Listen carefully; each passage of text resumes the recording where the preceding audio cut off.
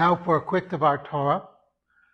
Um, when we sit down at our Seder, and we're going to go through the Haggadah, one of the striking things that people always notice, Moses' name appears once in the Haggadah and then in just passing.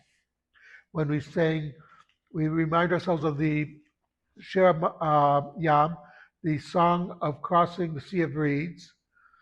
Uh, then we have Moses' name. That the people believed in God and Moses, his servant. And that's it. So the question comes up always. Moses was the main character in the story of leaving Egypt, Yetziat Mitzrayim. Why is he not mentioned pretty much throughout the Haggadah? And the reason the Haggadah is trying to do many things. One of the things it wants us to focus, that it was God who took us out of Egypt. Moshe was a tool. He was, God was using him. He was a servant. He did not do the miracles. If you look in the ancient world, this was a major thing, that humans could do great things, they could be supermen, etc. Here we're saying, yeah, Moses did a lot of great things.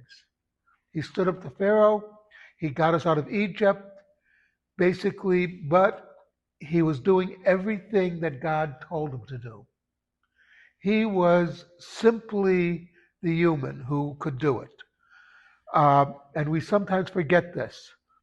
One of the interesting aspects, say, of American history, when George Washington was to be inaugurated on April 30th, 1789 at Federal Hall here in New York, one of the problems he had was how would he dress? And we don't think about it, but remember, he was the first president. He was known for being a general. That was his claim to fame, basically. He won the American Revolution. But he made sure that he was in a business suit. That was to say, the country is run by civilians. Because one of the biggest problems of any revolution that takes place is that the people who ran the revolution become dictators. It's a very common theme. It's one man, one vote, one time is the phrase they use. So Moses was also, the Torah is very much making a statement. Haggadah is making a statement. The statement is, as important as Moses was, he was simply human.